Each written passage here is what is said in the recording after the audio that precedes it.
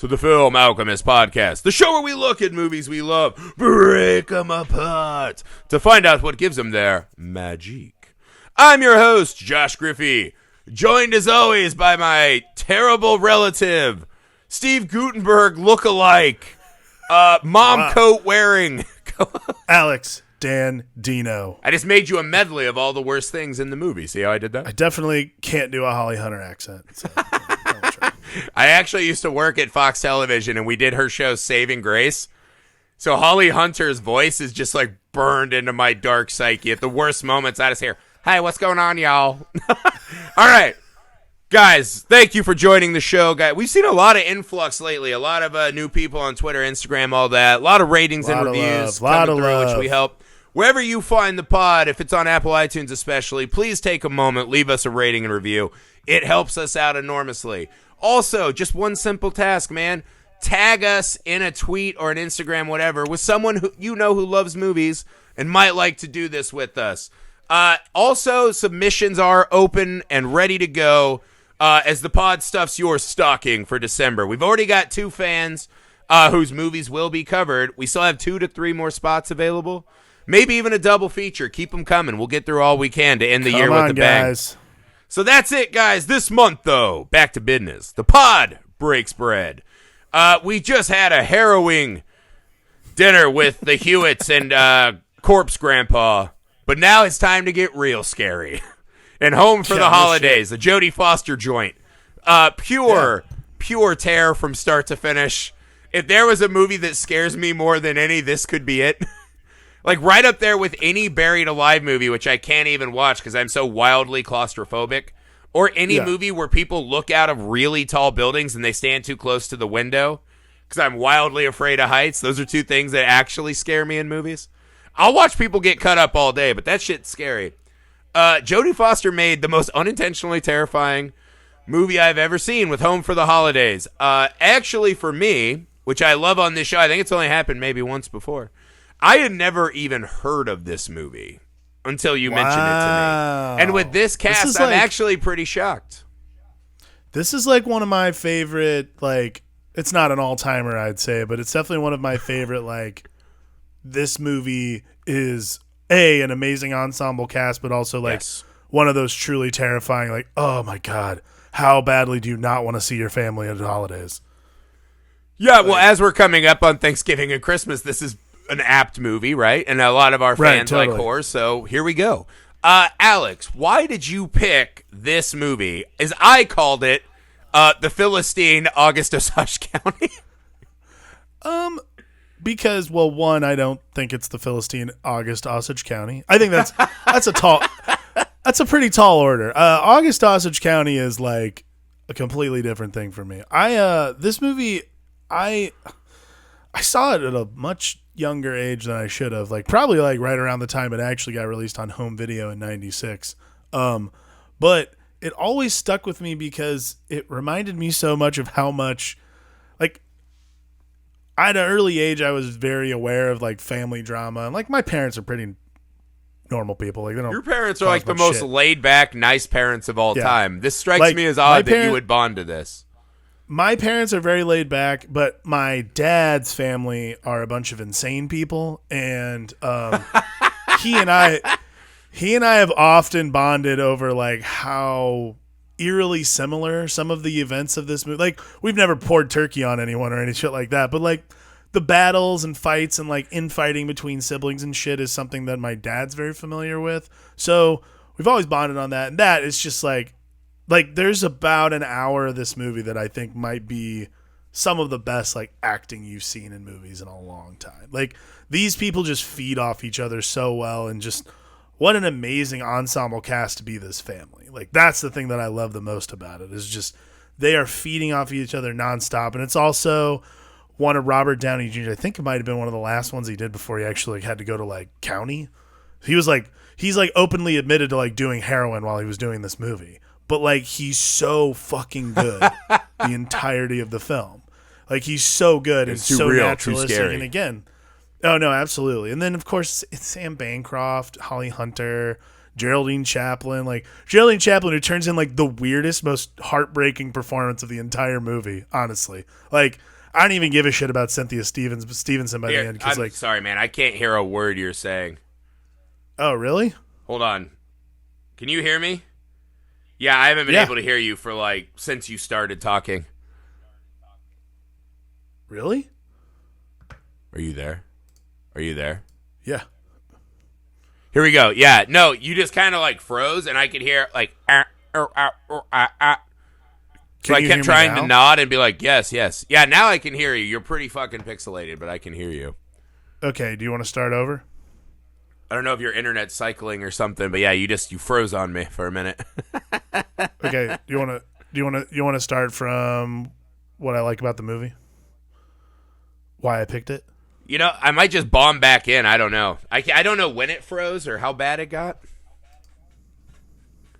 Let me see. Yeah, because we're doing video, so it'll be hard to do that edit. But all right, let me just bomb back in. And if it keeps going, we'll just, we'll stop it and do it tomorrow. All right, go for it. Also, yeah, I'm off the next 2 days. I can do morning shows if you'd rather too. I forgot to mention that. Whatever works easiest for you. Okay. Here we go again. Let's try one more time. Hope the all right. It could actually be my internet. I don't know if our shit's about to get knocked out with all this fucking snowstorm. But here we go. All right. Greetings, friends. Welcome back to the Film Alchemist podcast, the show where we look at movies we love, break them apart to find out what gives them their magic. I'm your host, Josh Griffey, joined as always by my friend who looks good in his mom's coat and co-host, Alex Dandino. I always love you in those long pink coats. That was back when coats looked like sleeping bags. I remember that from when I was a kid. Guys, thanks you for joining us as always. We appreciate. We've seen a new influx of people, man. I hope you guys are all digging it with us. I love you guys. If you like the show, please take a second, leave us a rating and review wherever you find us, especially on Apple iTunes, man. Write the sentence or two. That helps us out a ton. And also, those of you who are new to Twitter, Instagram, all those places, tag us in a post with someone who you know who also loves movies, man. Let's grow this thing out and have a real viewing party vibe. All right. Oh, and also one more business note. Next month for December, we always do the Pod Stuff's Your Stocking. We let you guys pick any movie you want and we'll cover it, man. We don't care what it is. We'll pick our 4 to 6 favorites and we'll do them up, man. We already had 2 slots filled. So get us, hit us on Twitter, Instagram, Gmail, Facebook, wherever you know us. Send us your recommendations and we'll try to get them on the show. Now, if you were with us last week, you know that for the Pod Breaks Bread theme, we had dinner at the Hewitt family residence. Cuisine questionable, atmosphere delightful. This movie, though, of all the movies we chose this month, this is the true horror film. Jodie Foster not given the credit as a master of horror that she so rightfully deserves. This is a fun one for me, too, because this might be the first time on the show. I can't remember. I'd never even heard of this movie until you brought it up. It's a rare one, man. I'm surprised this is something you've never seen because you just watch everything like I do. Yeah, see, I watch stuff. I'm on watching things all the time. I don't even remember ever seeing this pop up on a feed. I've never heard anyone talk about this film. We've been friends for like 10 years now. I've never heard this. Why do you think this is a great and worthy addition to The Pod Breaks Bread? Well, for one, it might be one of, I don't know, what do you think? 5 movies centered around Thanksgiving in the history of movie making? Thanksgiving. No, okay. I mean, that's pretty much it. Maybe it's just 2. No, I mean, I think this. It's that. I've liked this movie. I saw this at a young age. Might have been like right after it came out on like. I saw a lot of like. I don't know. I grew up with parents who let me watch like. I remember listening to Mark Duplass on Mark Maron one time describe like seeing Kramer versus Kramer at a really young age. Yeah. Like that's the kind of house I grew up in. Like my parents did not check what I watched. And like if it was a horror movie because they never watched it, they're like, yeah, we don't do that. But my parents let me watch like The Godfather and shit like that at an early age, which is like still just as inappropriate and terrible.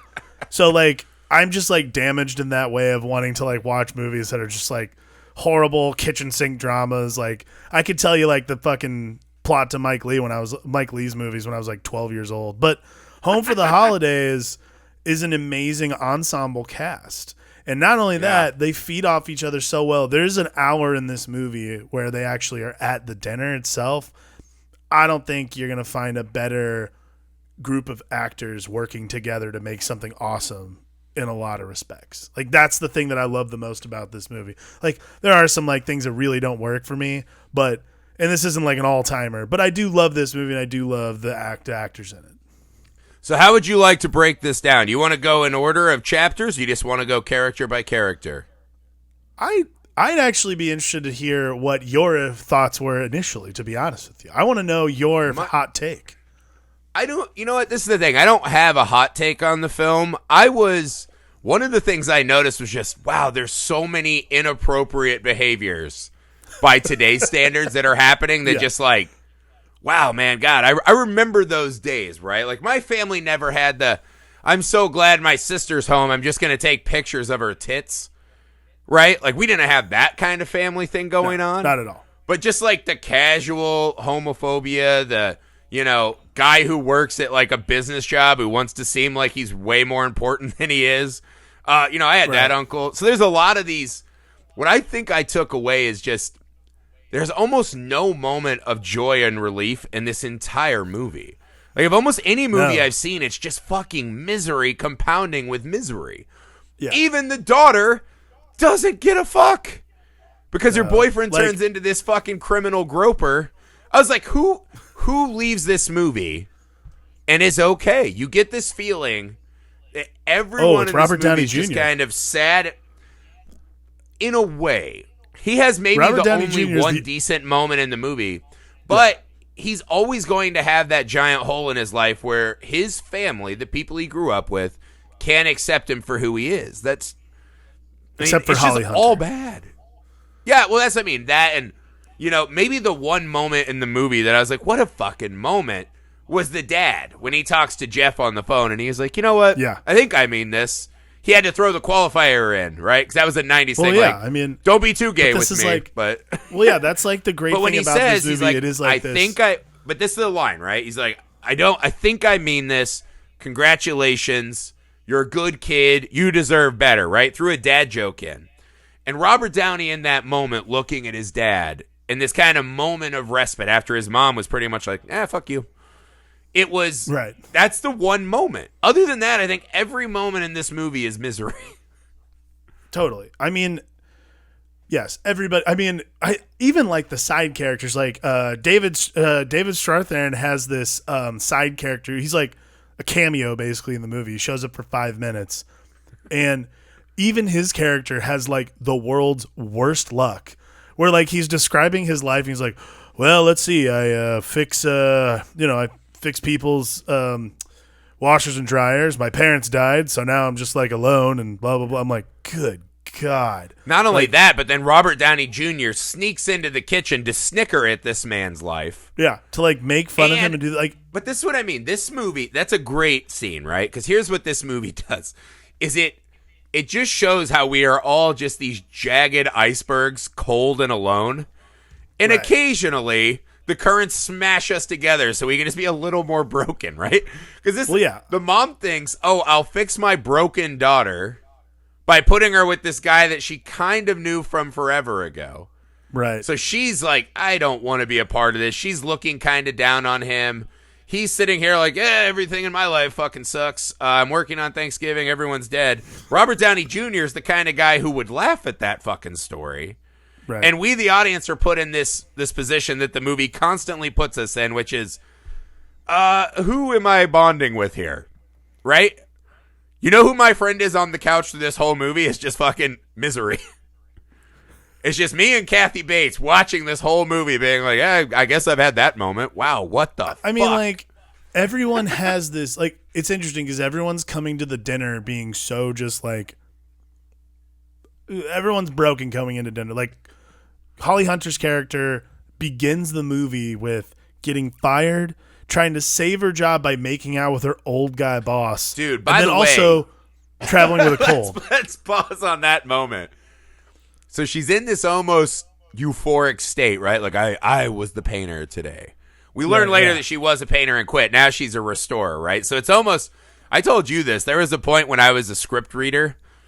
You're like, I've never felt further away from my dream than kind of doing the entry-level job to my dream, right? Where you're like, oh, God, I just read bad scripts, and now I hate the whole art of script writing.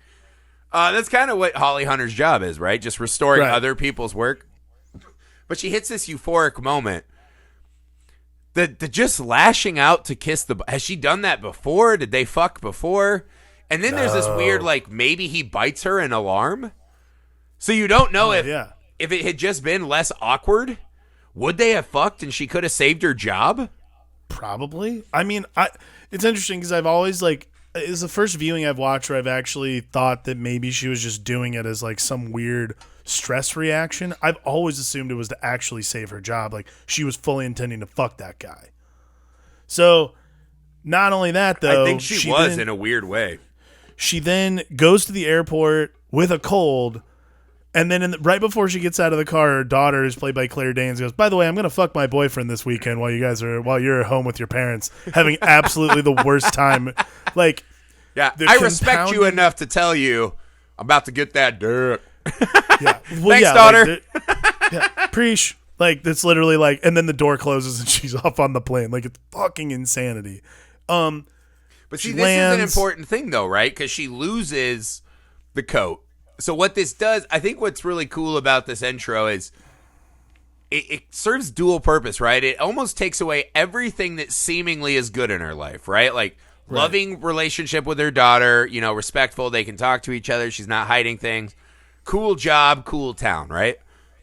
Immediately puts her in this transport to hell, right? Next to an airline talker. Oh my God. Right? Or as I call her, Mom. That's my mom.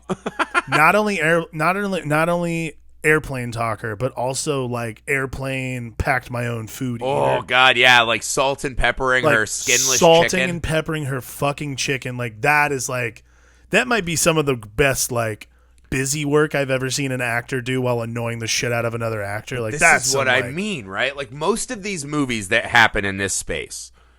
The character is leaving, like a good one is, what was it, Just Friends. Ryan Reynolds was the overweight guy, comes back, now he's like a ripped executive. He has a great life, he thinks, and then travels back to his old life. And of course, it's not that bad. This movie does the opposite. It's like, so we fucking ruined your great life. Now you're going back into this place that you fucking despise. Kind of, though. I actually think one of the things about this movie that I did enjoy, I like how the house, while constantly filled with strife and terrible drama, is also, it's funny how much of a safe haven it is for the characters, how instantly comfortable and at ease they feel in this fucking Thunderdome, this suburban Thunderdome, right? It's really wild. Holly Hunter feels at home in this place. Yeah. Like, in a way, she's comfortable to be there, but hates everything about it. It's strange. Like, there's even a moment when she's talking to her dad, like, you wouldn't really sell the house. Right. It's like, yes, you should want them to sell the house and go to Florida so these things are done. Right. But I mean, like, it's this place where we spend our whole lives with these fucking people we can't choose and often we'll never get along with, and we come back once to 3 times a year to put ourselves through these fucking flagellations, right? Because that's just what we do. And I think that's a lot of what the movie is too, right? Both in the home and the characters is just accumulated traumas. And these people just know you too well. You can't hide it from them. There's no hiding behind the facade of a job in a town. You know, she gets back and immediately is put in her mom's coat and shares a look with another fucking Gordon Gekko looking guy who's like, fuck parents, Thanksgiving. It's like, weird. But I dig that part. That's the thing I love the most about, like, it's so innocuous, but that coat symbolizes so much about, like, it symbolizes so much of the things she's tried to escape her entire life. And it's it's like fascinating because when you meet Cynthia Stevenson's character Joanne, the other sister, who stayed and like been there, and like I've had aunts who, like, you know, my dad has a sister who's like that. It's just she stayed because like she is determined that it's her responsibility and all this shit, and every single one of her siblings goes, that's nonsense, that's total bullshit, you're just making that up so you don't have to actually like be responsible for anything. Like, it's amazing to me though, like Claudia is the one who's wearing the mom coat, she doesn't have that coat. Like, she absolutely should be the prototype leading into the next version of this, and she's still trying to avoid it herself. It's absolutely fascinating. It's a really small little visual cue, but like Claudia wearing that coat is, like you said, it is this sort of like armor almost against the rest of what's going on, because like she has no choice. She doesn't have a choice. She has to do this. She has to be in this situation where she has to wear a shitty coat in her shitty little town where she doesn't feel like being. And then like she runs into the prom queen. Yeah, she runs into the prom queen. I love that scene too, because she has to address the coat while the prom queen is wearing an equally horrible coat, but equal from a different look, right? Like she's coming back trying to be like, look, I'm still on that float. And it's like, no, you peaked in high school. Now you wear dead things, and you know what? Your looks are caving in. You're spray tanning. I think there's an inevitability to this, right? Mm-hmm. That happens. And, Holly Hunter talks about it with her sister, but the scene that I think most epitomized the movie to me, because there's a weird thing in the house too, right? About, again, I talked about how everyone's so comfortable, but you can't hide the traumas. This house is so strange and foreign to me because no one closes doors, or they don't appreciate the closed door rule. Right. I mean, obviously her brother comes in and is like, I'm here, I'm just going to fucking take pictures of my sister's tits. I know he's gay, but that's still not cool. And then he shows him around to his buddies. Like he's fucking hawking her at a meat market. What the fuck? It's a very strange, like, again, the dynamic but there. This is the point I'm making, right? That you're in a place where you can't hide. And there's a scene when her mother, for some inexplicable reason, decides to change in front of Holly Hunter. And she's just got the covers up to her face, watching her mother change and kind of look at her own body with sadness as she talks about how her mother is slipping and losing it.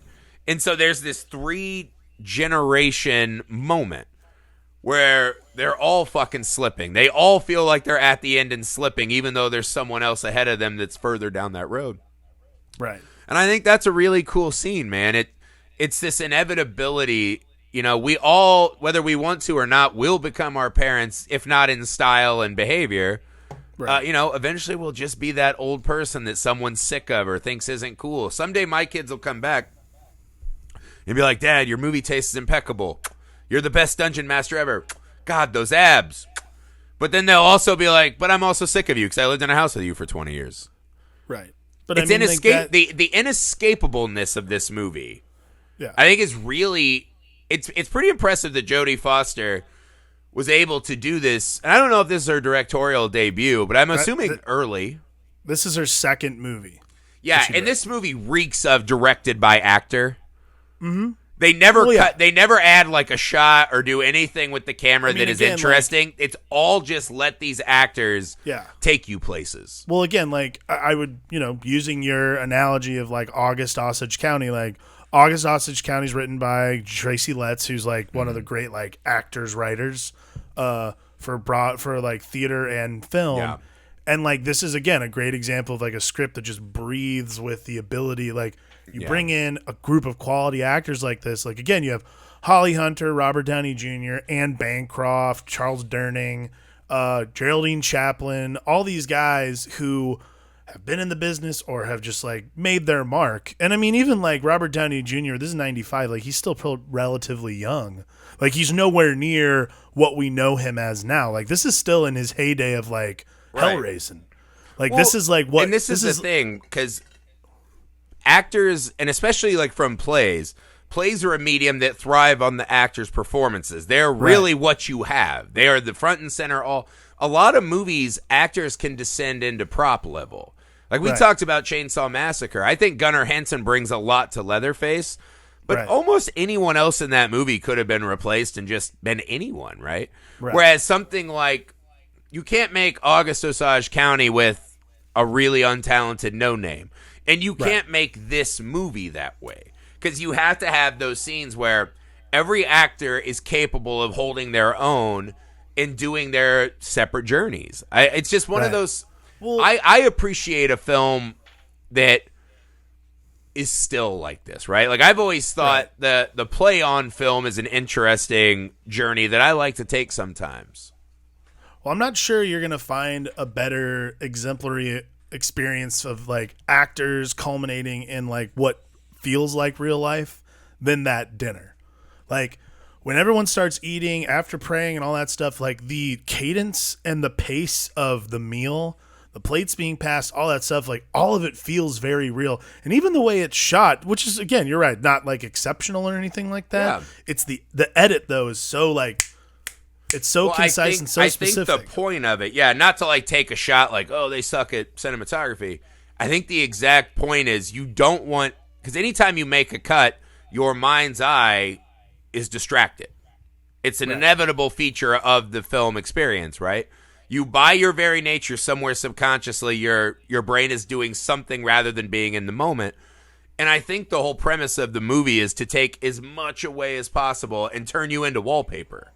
Totally. You know? You're not supposed to be like, here, I'm going to show you my style. Because some directors, you're like, I'm not an actor. I'm here for style. Right. Not this like one. The one I always note is, it's weird because it's a really small thing, but it's always Holly Hunter sneezes, cutaway, cut to Gutenberg saying, God bless you.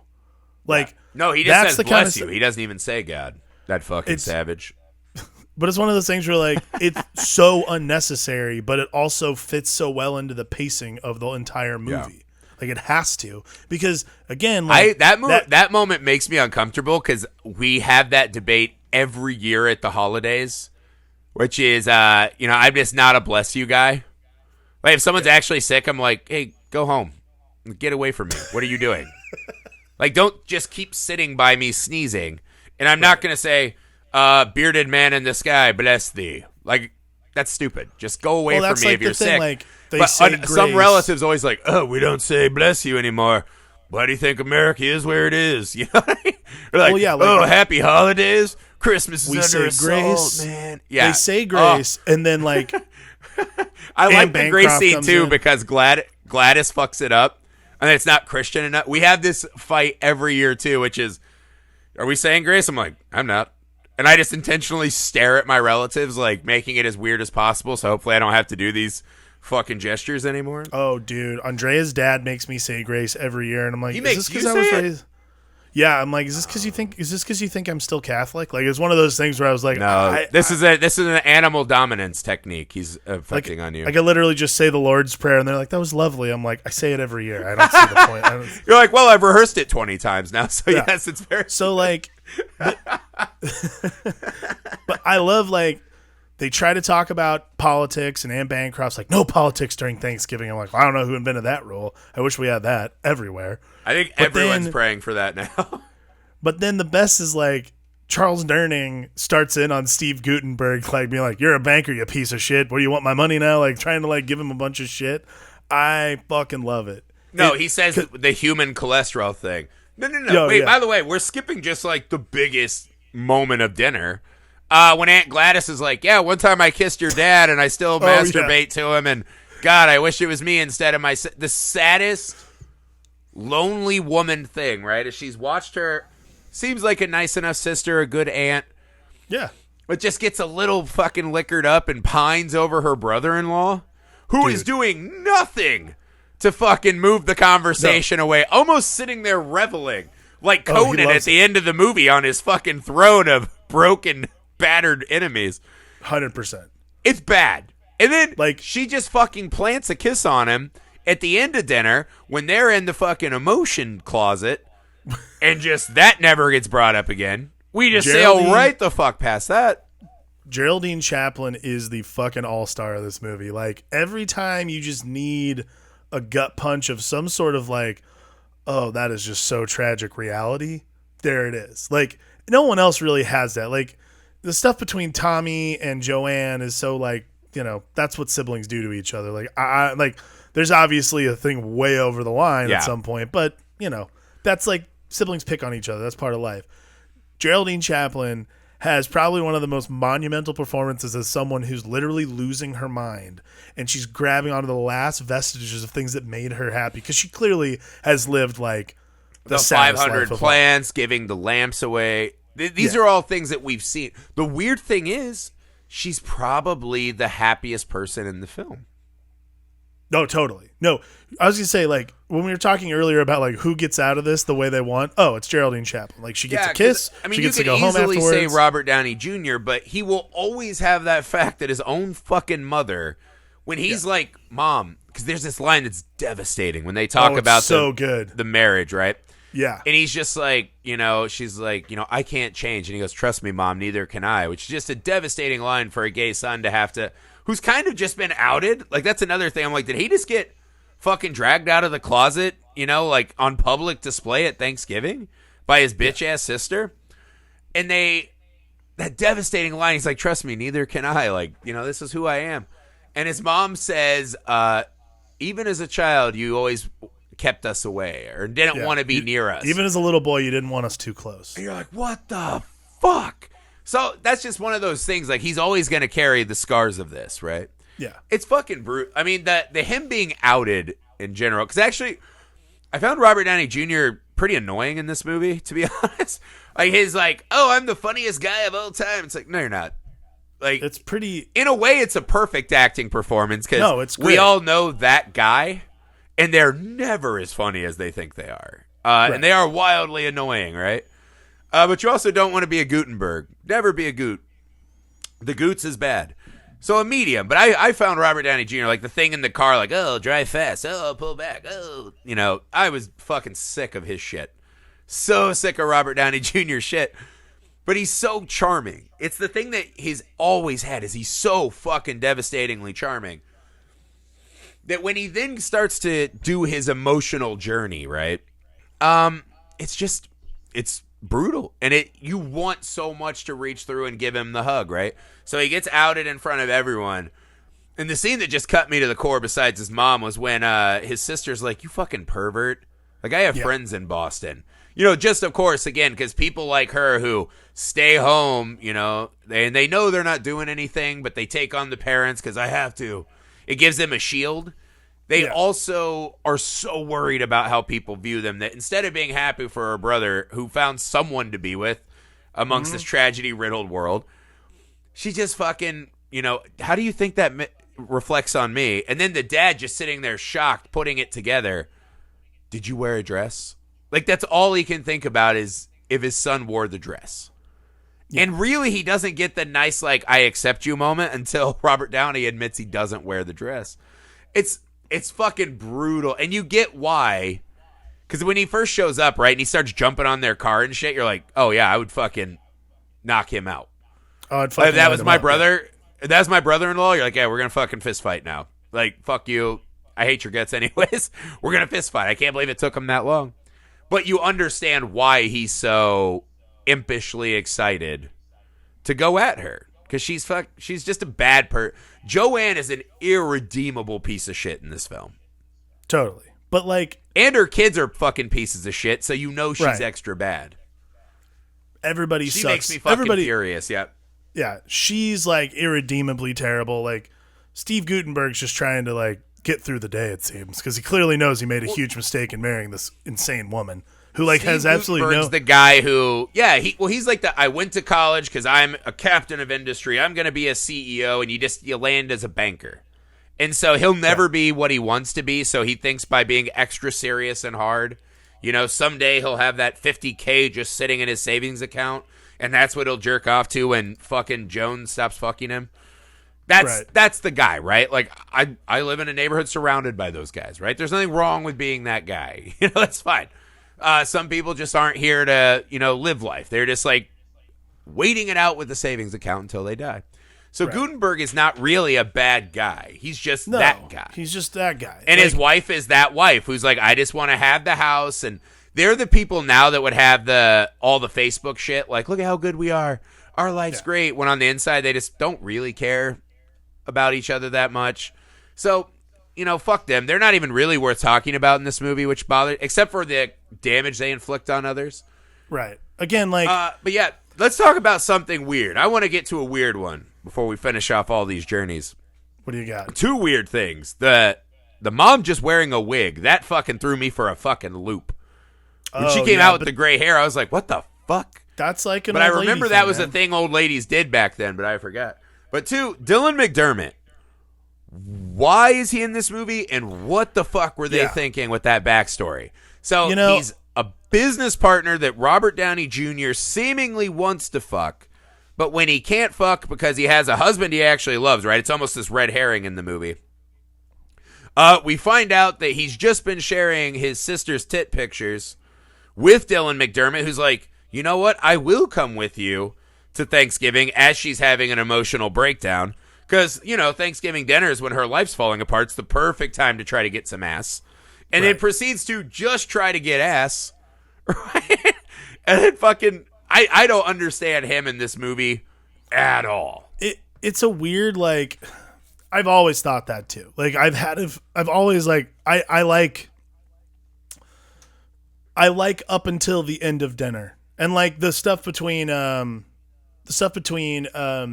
his sister, like the sisters in the middle, like when she takes over the leftovers and stuff like that. That's a nice, like, it feels more of a serial killer marking his prey than a meet cute. Yeah, honestly, if I'm being like, honest. Well, no, you're right. Like, I've never understood the Dylan McDermott stuff. Like, I feel like it's just in there because it's the 90s, so let's throw in some romance for the hell of it. Yeah, like, well, at one point it feels like they're talking about who's going to seal the deal with him first. And I was like, does it only exist just to throw us off the trail that he's happily married instead of having broken up with his longtime boyfriend? Yeah. I don't really understand. Like, again, like, they try to do that, like, they try to keep that going at the very top, and then eventually, like, in the middle of dinner when it's revealed what's going on, I mean, like, that's like, then you're just like, okay, I understand that. Like, but past, again, the last scene in this movie is great. Like, that scene where the flashback of them on the tarmac is beautiful.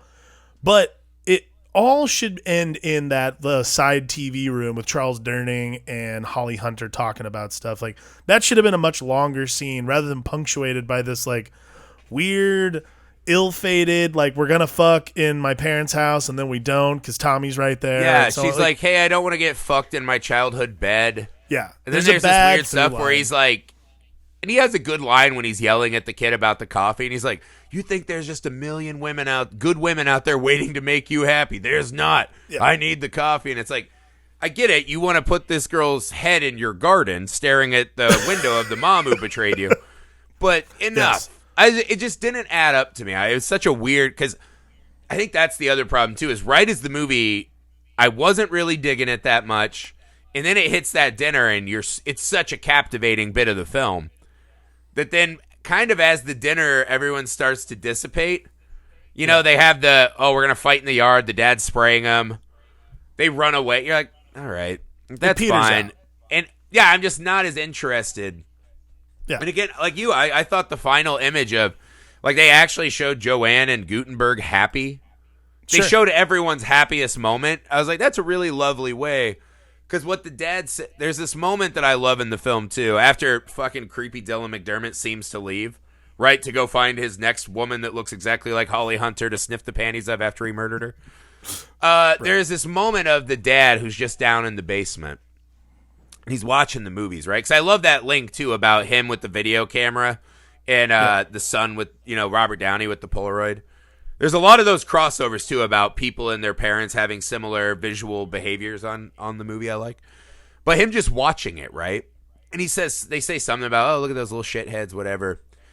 And he talks about his favorite memory was that day at the tarmac and just like, you were fearless, And he talks about it in such detail. And it made me stop and have pause where I was like, man, I don't know if any memory in my life is that important to me yet, right?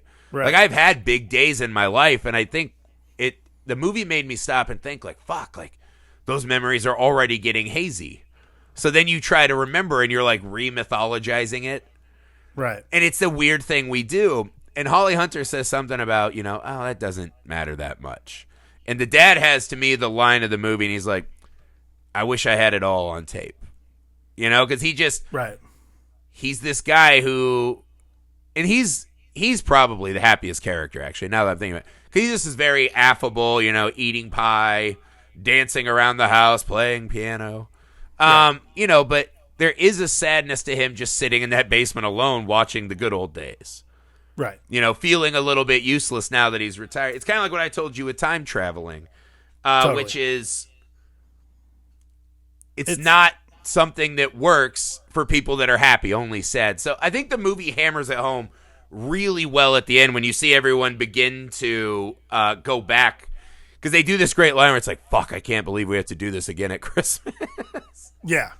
I mean, that's the summation of the movie, though. Like, that line in and of itself is so relative because, like, there's never a time where we, like, families are close because they're close. Like, there's never a time where this family's not going to see each other at holidays. So, like, they're just going to have to tolerate it one does another. kind of, honestly, it felt like a final holiday dinner to me. Oh, really? I've always like, felt it like needs they're, time.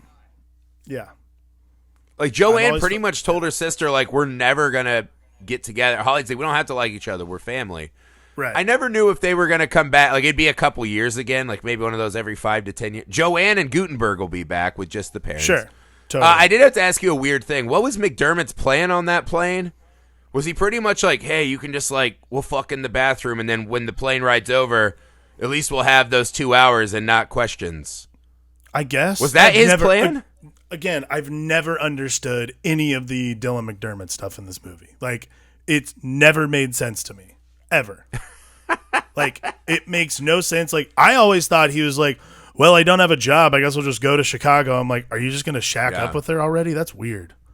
Like, well, no, he brought the lamp, too, so he could see how much of Holly Hunter he had to cut off to make the new shade. Yeah, I don't know. I think that to sum this movie up, right, just watching actors in a movie directed by a really good actor and just given room to just act, right? So much of movies is, show me, don't tell me. Let's really fucking focus on how the camera's doing the work, forcing your mind's eye through this journey. I like that, just sitting in this fucking, it's a little traumatic for me. Right? It's a little completely downtrodden, a little bit hopeless. And the movie's like, well, look, at the end, you'll be watching a videotape and you'll have 3 scenes of, like, your best life. It's pretty rough, but it's just watching these people act is so fucking fun. Yeah. It really was a treat in that regard. That's what it is. It's always nice when I get you to watch something that you've never seen. It's always fun. Yeah. And then Dylan McDermott goes right into Ghost House, where he fills the basement with Holly Hunter lookalikes. American Horror Story, Season 1. Loved it. That's it, guys, for Home for the Holidays. I hope your guys' holidays go better. The next time we meet, we will be trying to survive It's a Disaster. One of my all-time favorite indie movies. I feel like it kind of came and went, and like so many others, kind of got washed away. And yeah, it's really fucking good, guys. It's actually on Hulu, I believe. So go check it out. Get ready for the show. Leave us a rating and review. Share the show with your friends. And send us your ideas for movies you'd like to see in December. Doesn't matter. Let theme, us stuff anything. your stocking, friends. We want to give you guys some little treats in your chimney socks. So that's it for the Film Alchemist. I'm Josh Griffey. I'm Alex Dandino. Don't take pictures of your siblings naked without their consent. Go. Yeah, don't get on a plane with a stranger either. Yeah, I'm pretty sure that's why Robert Downey Jr. went to jail in the 90s, right? Was that exact behavior?